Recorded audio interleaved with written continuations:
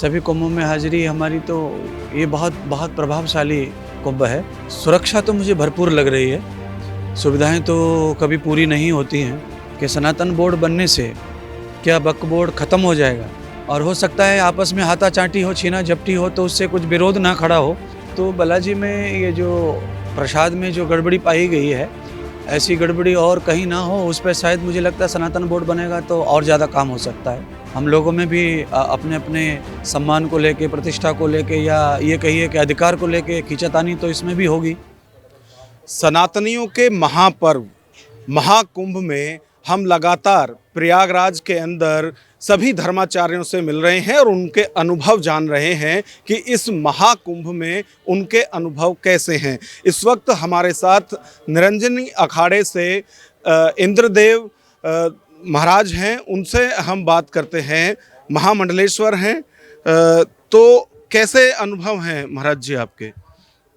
हम पूर्व से भी आए हैं, यहाँ दर्शन करने भी आए थे और अभी कथा भी यहाँ चालू है हमारी अपने ये छावनी में।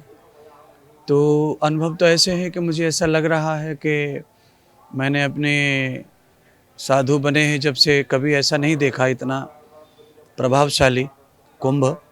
और यहाँ प्रयागराज भी माघ मेले में भी आते रहते हैं। सभी कुंभों में हाजिरी हमारी तो ये बहुत बहुत प्रभावशाली कुंभ है और मुझे लगता है लगभग सभी संतुष्ट हैं। यहाँ सबको व्यवस्था है, महात्माओं के द्वारा भी व्यवस्था बहुत है भक्तों की, और बाकी लोग अपने अपने तरीके से भी व्यवस्था में हैं, पर महात्माओं के द्वारा बहुत अच्छी व्यवस्थाएं लोगों की हैं यहाँ। तो जैसा सरकार की तरफ से कहा जा रहा है दिव्य और भव्य महाकुंभ है, उस तरह के नज़ारे आपको इधर दिख रहे हैं? चाहे सुविधाओं की बात करें, सुरक्षा की बात करें। सुरक्षा तो मुझे भरपूर लग रही है।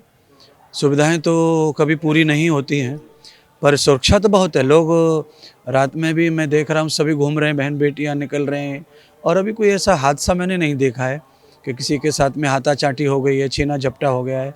तो ये बहुत सुनने में कम आ रहा है। महाराज जी, अभी जो यदि महाकुंभ की भी हम बात करें तो यहाँ भी एक मुद्दा बड़े जोर शोर से उठाया जा रहा है, वो है सनातन बोर्ड का गठन।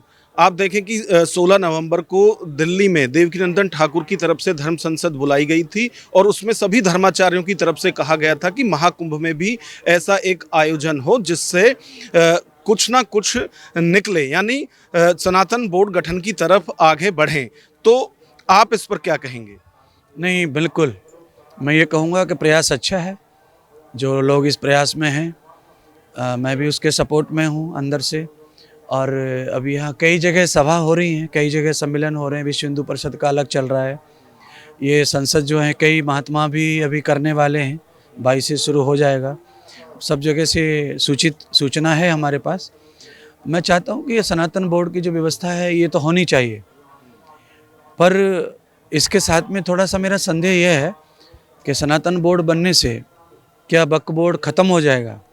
तो आस्था ये है कि सनातन बोर्ड बनने के बाद में बहुत सारी चीज़ें पॉजिटिव हैं, वैसी नेगेटिव भी होंगी, क्योंकि सरकार के थ्रू कई चीज़ें संभाली जा रही हैं इस समय। अगर उनको प्राइवेटीकरण हो जाएगा तो मुझे लगता है बहुत बड़े बड़े मंदिर तीर्थ जो आज सरकार के अंडर काम है, तो सरकार तो उनको कैसे भी करके कर लेती है पूरा, उनके पास बजट होता है। पर जब प्राइवेटीकरण होगा तो उस समय व्यवस्थाएं ज़रूर कुछ डगमगाएंगी और हो सकता है आपस में हाथाचांटी हो, छीना झपटी हो तो उससे कुछ विरोध ना खड़ा हो।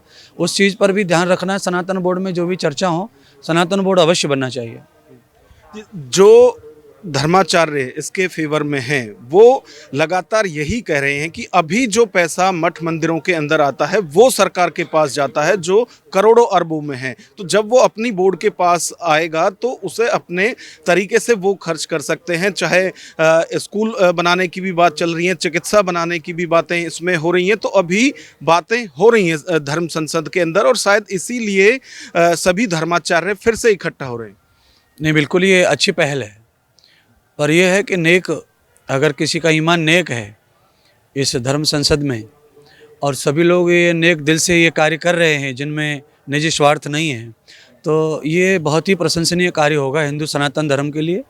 और सनातन बोर्ड बनेगा तो उससे बहुत सारी सेवाएं, बहुत सारे लाभ समाज को दिए जा सकते हैं। जो हो सकता है सरकार के द्वारा देने में सरकार कम पड़ती हो उन चीज़ों को, समाज में वो चीज़ें ज़्यादा से ज़्यादा रखी जा सकती हैं।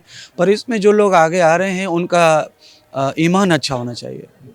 अच्छा महाराज जी, एक चीज़ और है, अभी हम देखते हैं कि चाहे किसी भी पार्टी के नेता हों या कोई भी लोग हों, वो हमारे देवी देवताओं के लिए कुछ भी कहकर निकल जाते हैं और उन पर कोई कार्रवाई नहीं होती है। उसी तरह से अभी हमने देखा कि तिरुपति बालाजी में किस तरह से प्रसाद में चर्बी मिलाई गई।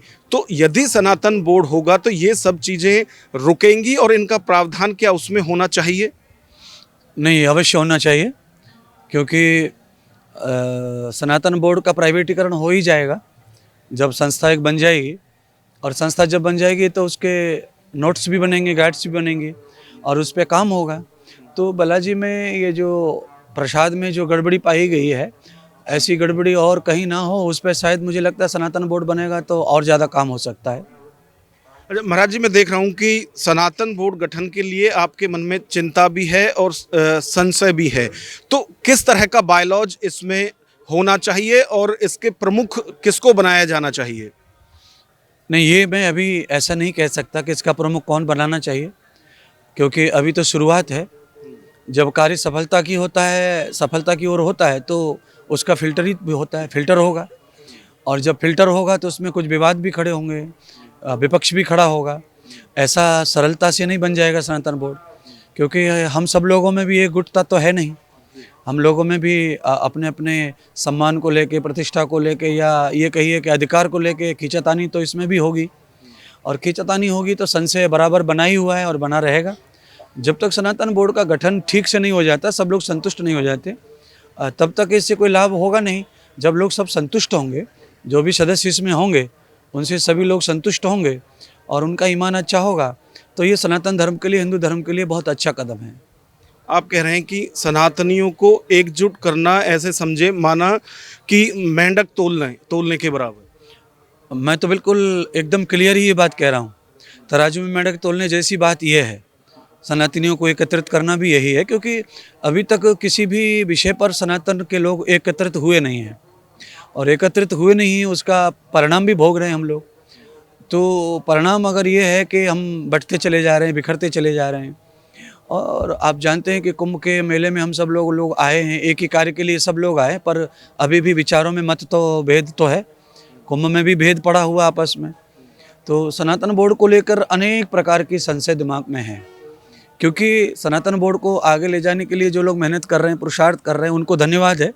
पर मैं बार बार यही कहूँगा कि अगर आपका ईमान सनातन बोर्ड को लेकर सच्चा है तो आपको इसमें सफलता भी मिलेगी और इसको बनाने के बाद में आप सफल भी इसमें होंगे। महाराज जी, मेरा आखिरी सवाल है कि 27 जनवरी को देवकीनंदन ठाकुर की तरफ से जो धर्म संसद बुलाई जा रही है, क्या आप उसमें जाएंगे? और जाएंगे तो जो संशय मन में है, क्या अपना ये पक्ष आप वहाँ पर धर्माचार्यों के सामने रखेंगे? अवश्यमेव मैं जाऊंगा, और कई जगह से और भी है, विश्व हिंदू परिषद का भी आमंत्रण मालूम पड़ा है मुझे उनका, और निरंजनी अखाड़े के द्वारा भी मुझे कई जगह से मैसेज आए हुए हैं। तो मैं जाऊंगा, और ये पक्ष जो मैं आपके साथ रख रहा हूँ, ये पक्ष मैं वहाँ भी रखूँगा। अगर मुझे वहाँ समय मिलता है बोलने का तो मैं ये पक्ष रखूँगा। और मेरा सीधा सा फंटा है कि भाई, आपके दिल में सनातन के लिए प्रेम है तो सनातन बोर्ड अवश्य बनना चाहिए, और इसके लिए चाहे जितना बलिदान देना पड़े देना चाहिए सबको। उसमें मैं भी हूँ और हम तैयार हैं सबका साथ देने के लिए। और हमें कोई अधिकार और या कोई पद, गौरव हमें किसी चीज़ का चाहिए ही नहीं, क्योंकि हम तो सन्यासी हैं, तो हम उस तरह सोचते नहीं हैं। बाकी इस सन्यास में भी, साधुओं में भी बहुत सारे लोग इस चीज़ को लेकर सोचते हैं कि उनका अधिकार हो और उनका इसमें सुनवाई हो, उनके द्वारा बहुत सारी चीज़ें इसमें हस्तक्षेप हों। तो हस्तक्षेप वाले लोग भी इसमें आएंगे तो ही ये कार्य सफल होता है। सबकी मनमानी चलेगी तो ये कार्य सफल भी नहीं होगा। और सरकार में भी इंसान ही होते हैं, साधु समाज में भी इंसान ही है। तो चल तो सरकार की तरफ से भी ठीक ठाक ही रहा है सब कुछ। और जब सनातन बोर्ड बनेगा तो मुझे लगता है कि सनातन के खिलाफ जो लोग कार्य कर रहे हैं उनसे लड़ने में ताकत मिलेगी। तो ये थे महामंडलेश्वर इंद्रदेव जी महाराज, जिनकी तरफ से साफ तौर पर कहा गया है कि सनातन बोर्ड का गठन तो हो, लेकिन इसमें जो धर्माचार्य हैं उनको अपनी महत्वाकांक्षाएं एक तरफ रखकर आगे बढ़ना होगा। कैमरामैन विवेक के साथ Nagendra Bhati, news watch India, Prayagraj.